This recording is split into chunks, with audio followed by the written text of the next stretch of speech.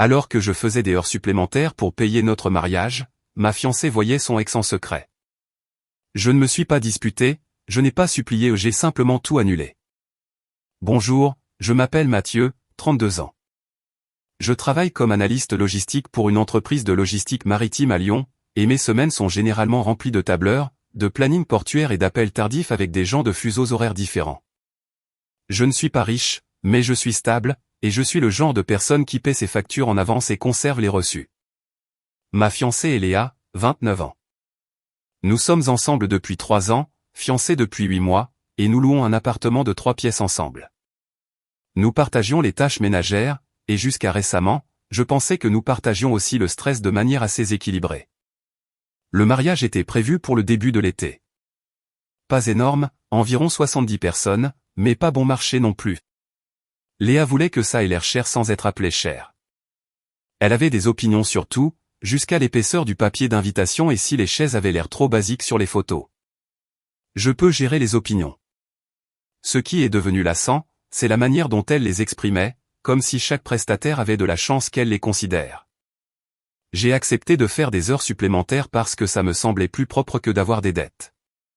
Mon entreprise manquait de personnel, donc les heures supplémentaires étaient pratiquement illimitées si vous étiez prêt à vivre à votre bureau.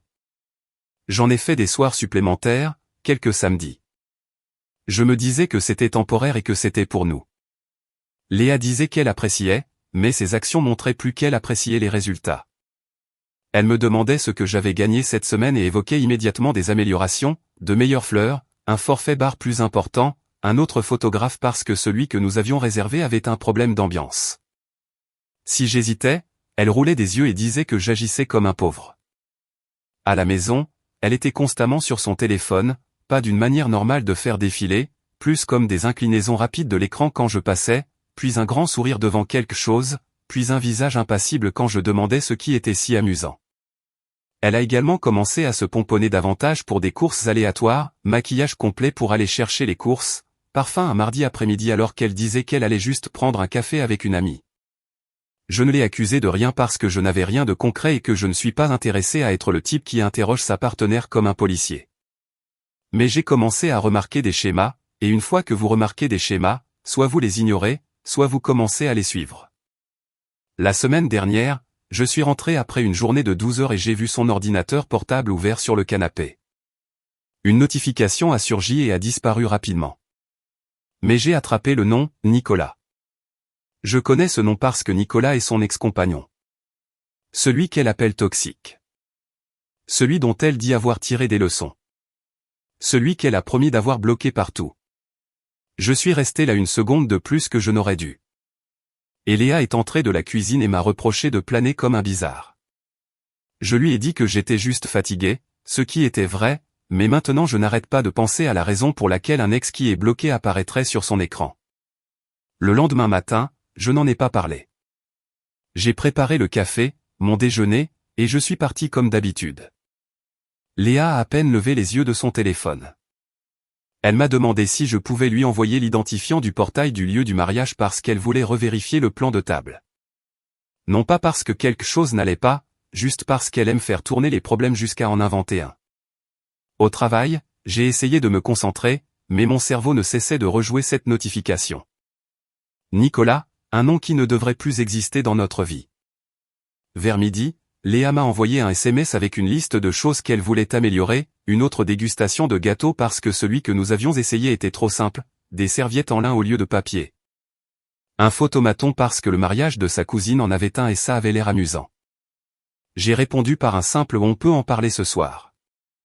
Elle m'a renvoyé un emoji pouce baissé comme si j'étais son employé ennuyeux. Je suis rentré tard à nouveau. Léa était dans la chambre avec la porte entr'ouverte. Pas complètement fermée, juste assez pour signaler ne pas entrer. Je l'entendais rire, le genre de rire qu'elle fait quand elle essaie d'impressionner quelqu'un. Quand je suis passé, le rire s'est arrêté. Elle a ouvert la porte une minute plus tard et est sortie avec ce faux visage décontracté. Elle m'a dit qu'elle était au téléphone avec son ami B et a immédiatement demandé pourquoi je la regardais comme ça. J'ai dit que je ne la regardais pas.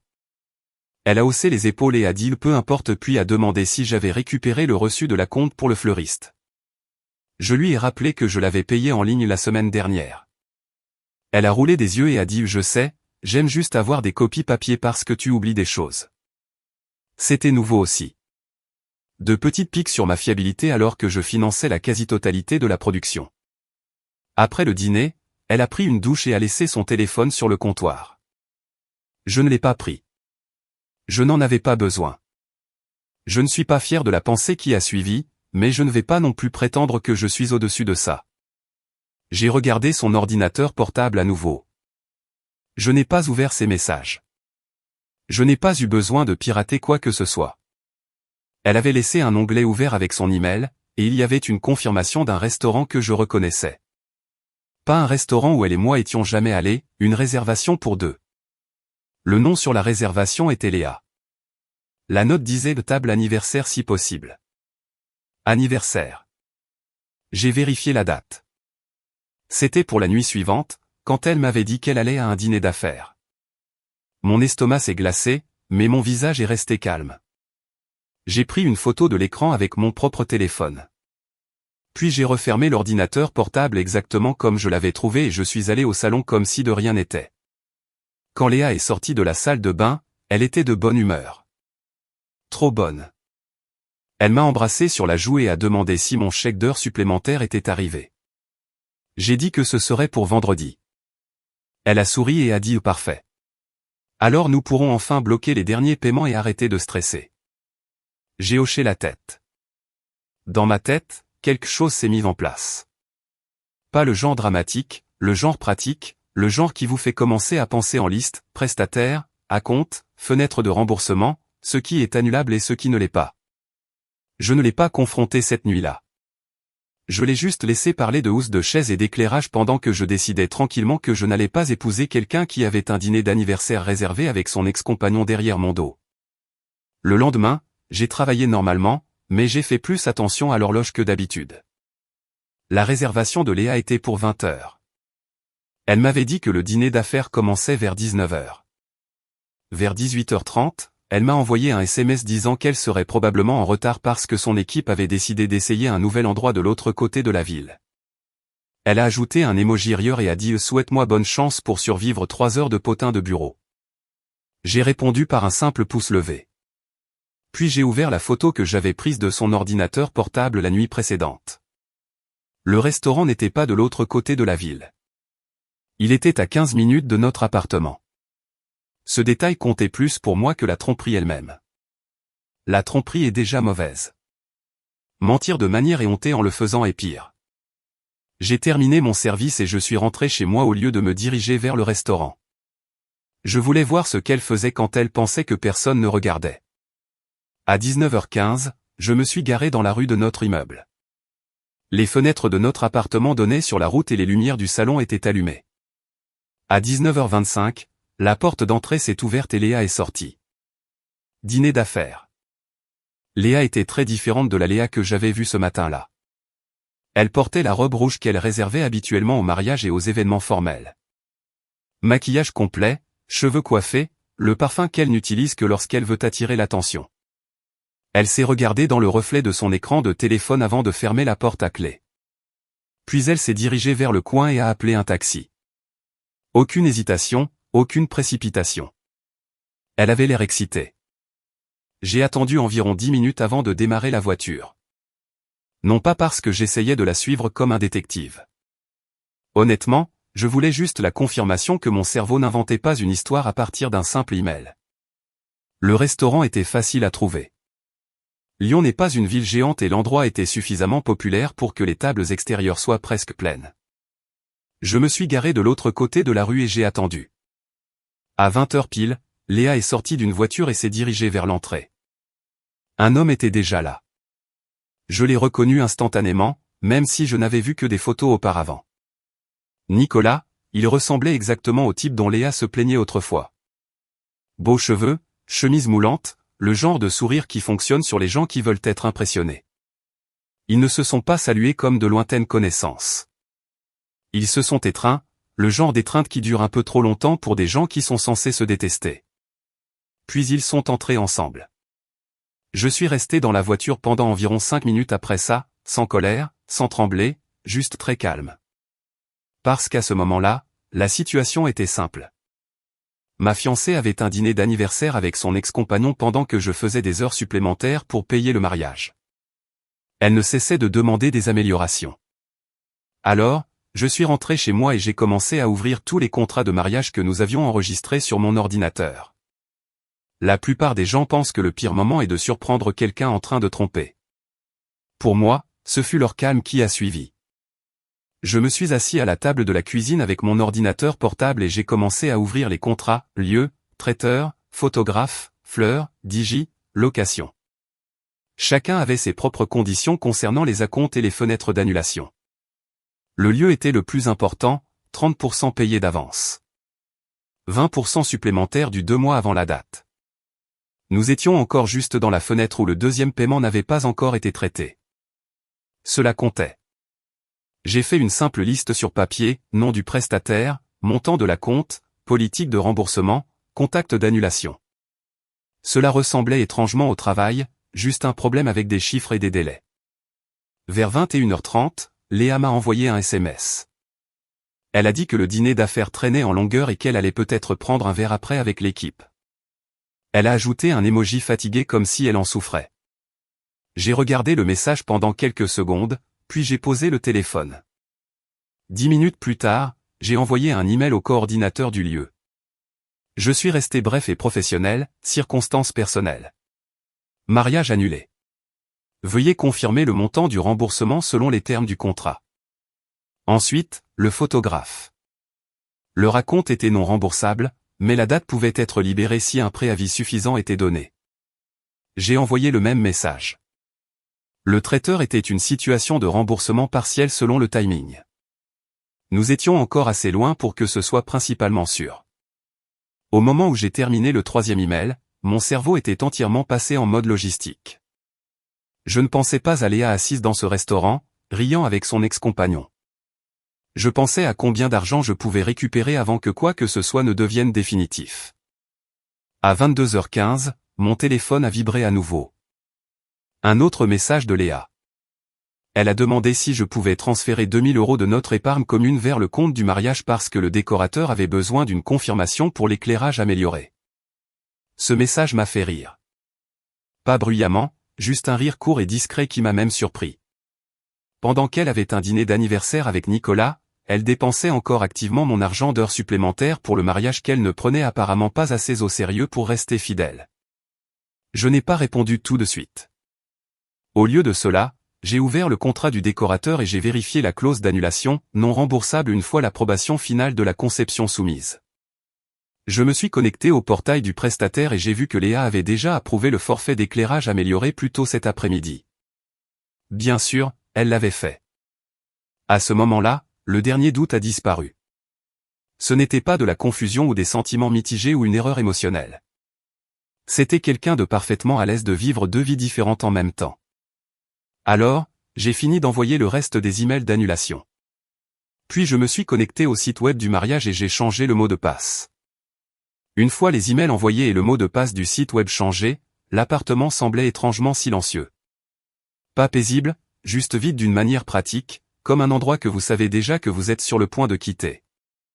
J'ai regardé autour du salon et j'ai réalisé quelque chose de simple. Presque tout dans l'appartement était à moi. Le bail était à mon nom parce que mon crédit était plus solide. Le canapé était le mien avant que nous emménagions ensemble. La télévision, la table de la cuisine, même la plupart des ustensiles de cuisine venaient de mon ancien appartement.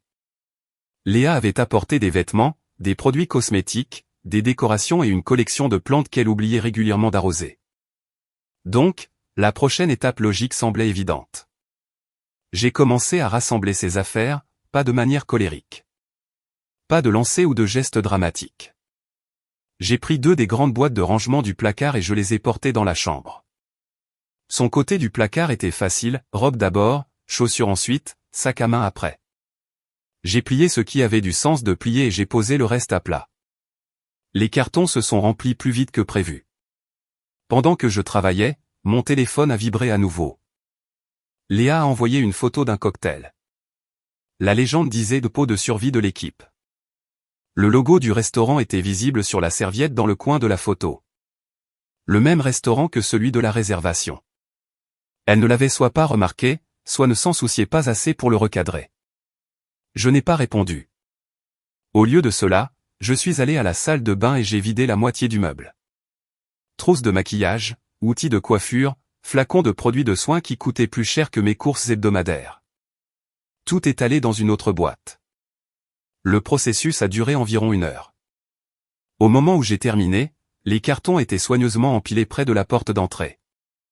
J'ai aussi ajouté les petits objets décoratifs qu'elle aimait, des cadres photos qu'elle avait achetés, le coussin qu'elle insistait pour dire qu'il rendait le canapé moins déprimant, l'échantillon d'invitation de mariage encadré qu'elle avait accroché dans le couloir il y a 2 semaines.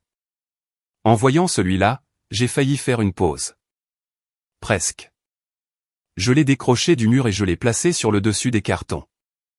Puis je me suis rassis à la table de la cuisine et j'ai ouvert mon ordinateur portable. Le coordinateur du lieu avait déjà répondu.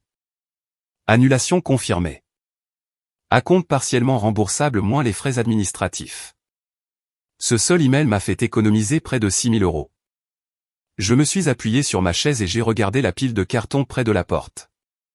Léa pensait toujours qu'elle était à un faux dîner d'affaires pendant que son fiancé l'attendait à la maison. Ce qu'elle ne savait pas, c'est qu'au moment où elle reviendrait ce soir, il n'y aurait plus de mariage. Léa est rentrée un peu après minuit. Je l'ai d'abord entendue devant la porte. Le claquement discret de ses talons dans le couloir, puis le bruit des clés dans la serrure. J'étais toujours assis à la table de la cuisine avec mon ordinateur portable ouvert, exactement là où elle m'avait laissé plus tôt ce soir-là.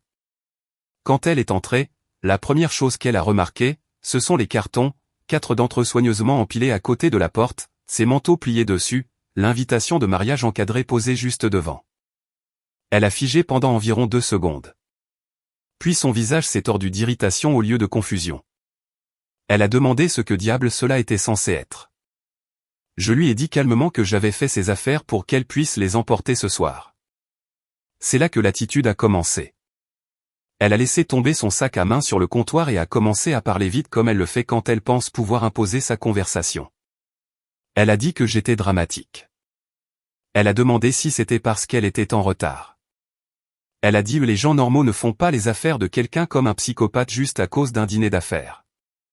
Je n'ai pas discuté. J'ai tourné mon ordinateur portable vers elle et je lui ai montré l'email de confirmation de réservation. Ses yeux ont parcouru l'écran pendant peut-être 2 secondes avant qu'elle ne détourne le regard. Puis elle a roulé des yeux. Pas de panique, pas de culpabilité, juste de l'agacement.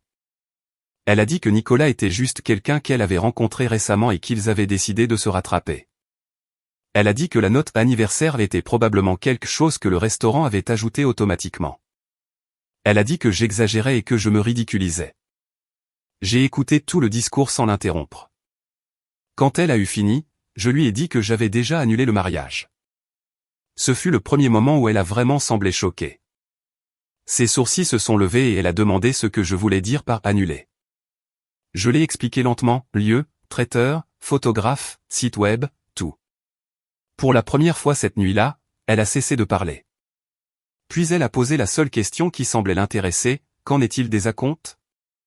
Je lui ai dit que certains étaient remboursables, d'autres non. Mais le point le plus important était qu'il n'y aurait plus de mariage. Son expression a changé à nouveau, cette fois en pure colère. Elle a dit que je n'avais pas le droit de prendre cette décision sans elle. Je lui ai rappelé que c'était moi qui payais la majeure partie de tout cela pendant qu'elle était en train de célébrer un anniversaire avec son ex-compagnon. L'appartement est devenu très silencieux après cela. Léa a regardé à nouveau les cartons. Puis elle a ri d'un rire court et sec et a dit que j'agissais comme un enfant jaloux. J'ai haussé les épaules et je lui ai dit que les cartons étaient près et qu'elle voulait les prendre. Léa ne s'est pas dirigée vers les cartons. Au lieu de cela, elle a croisé les bras et s'est appuyée contre le comptoir comme si elle se préparait à une dispute. Elle pensait qu'elle pouvait gagner. Elle a dit que je transformais un petit problème en un énorme problème. Elle a répété que Nicolas était juste quelqu'un qu'elle avait rencontré pour dîner. Elle a dit que les adultes étaient autorisés à avoir des conversations avec des gens de leur passé. Puis elle a ajouté que si je n'étais pas si paranoïaque et contrôlant, je comprendrais cela. Cette partie n'a pas eu l'effet escompté. Je lui ai dit calmement que les adultes étaient aussi autorisés à mettre fin à des fiançailles lorsque leur partenaire leur mentait au visage. Elle a ricané et a demandé de quel mensonge je parlais. Alors je lui ai rappelé. Elle a dit le dîner d'affaires. Elle a envoyé une photo en faisant semblant d'être avec des collègues. Elle m'a dit que l'endroit était de l'autre côté de la ville. Pendant ce temps, elle était habillée pour un rendez-vous dans un restaurant à 15 minutes de là, rencontrant l'ex-compagnon qu'elle prétendait avoir bloqué partout. Léa a agité la main comme si j'énumérais des inconvénients mineurs. Elle a dit que ce n'était pas grave et que je me ridiculisais en agissant comme un détective. Puis elle a demandé si je l'avais suivie. J'ai dit oui. Cela l'a fait secouer la tête comme si elle était la personne raisonnable dans la pièce. Elle a dit « Oh waouh, alors maintenant tu me traques aussi ». Je n'ai pas pris la peine de réagir à cela. Au lieu de cela, je lui ai dit quelque chose de simple. Si elle m'avait dit plutôt qu'elle voulait renouer avec Nicolas, j'aurais mis fin à la relation immédiatement et nous aurions tous deux économisé des mois de planification. Mais elle n'a pas fait ça. Elle m'a laissé travailler des heures supplémentaires pour payer un mariage pendant qu'elle planifiait des dîners d'anniversaire avec quelqu'un d'autre. L'expression de Léa s'est durcie. Elle a dit que je tordais la situation et que j'agissais comme une victime. Elle a dit que rien ne s'était passé entre elle et Nicolas. J'ai hoché la tête et je lui ai dit que cela ne changeait rien, car le genre de personne qui organise des dîners secrets avec son ex-compagnon tout en planifiant un mariage n'est pas quelqu'un que je suis intéressé à épouser. Un autre long silence a suivi. Finalement, elle a regardé à nouveau les cartons et a demandé où elle était censée aller à minuit. Je lui ai dit que cette partie n'était pas compliquée. Nicolas semblait être une bonne première option. Pendant un instant, j'ai cru que Léa allait de nouveau discuter. Au lieu de cela, elle a laissé échapper un autre petit rire, a pris son téléphone et s'est dirigée directement vers la porte. Ses mouvements étaient secs et agacés, comme si c'était elle qui était importunée par la situation. Elle a montré les cartons du doigt et a demandé si je m'attendais sérieusement à ce qu'elle porte tout ça seule. Je lui ai dit que je l'aiderais à les descendre, non pas parce que je me sentais généreux, juste parce que je voulais que la situation soit rapidement terminée. Aucun de nous n'a beaucoup parlé pendant que nous déplacions les cartons. Le couloir était silencieux et la montée en ascenseur encore plus silencieuse. Léa n'arrêtait pas de taper sur son téléphone tout le temps, probablement en envoyant des messages à quelqu'un. Quand nous avons atteint l'entrée de l'immeuble, un taxi s'arrêtait déjà.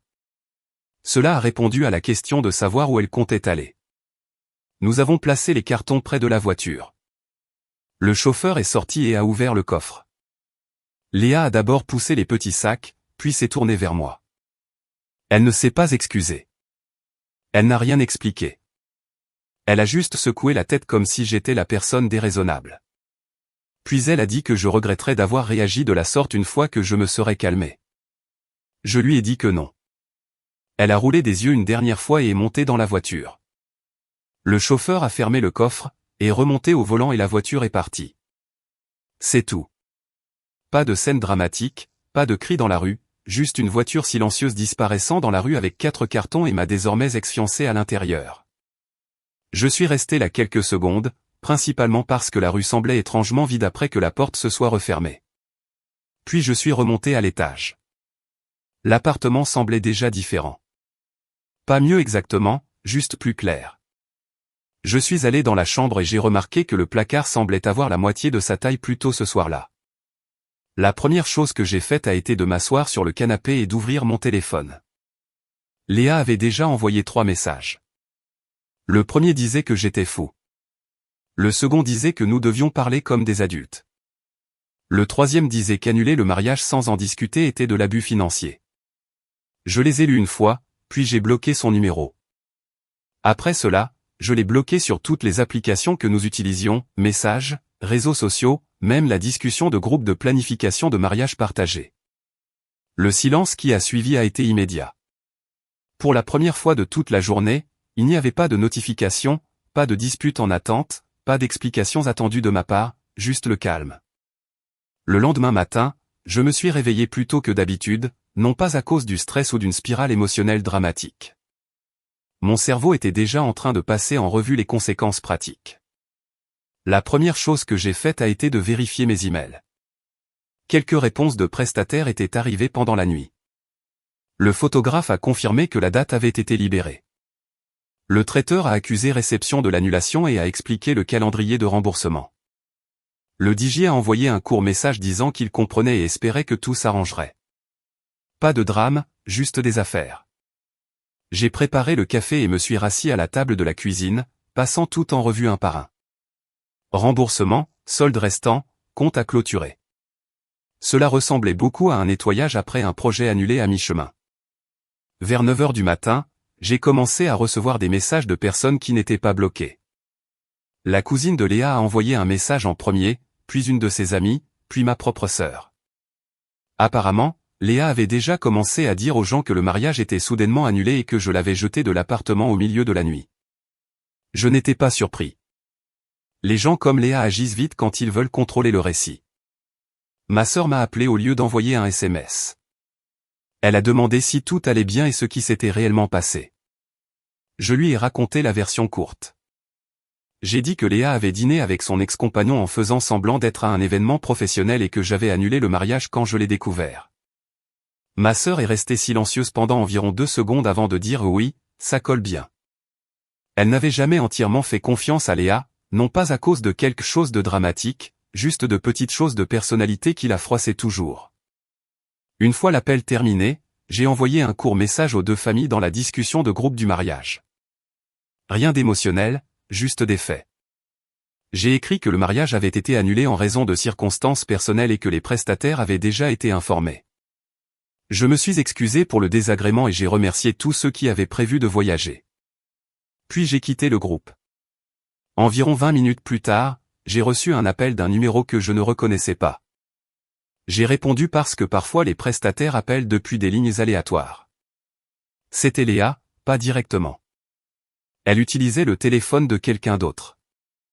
Au moment où j'ai entendu sa voix, j'ai raccroché et j'ai bloqué ce numéro aussi. Ce qu'elle voulait dire à ce moment-là n'avait plus d'importance.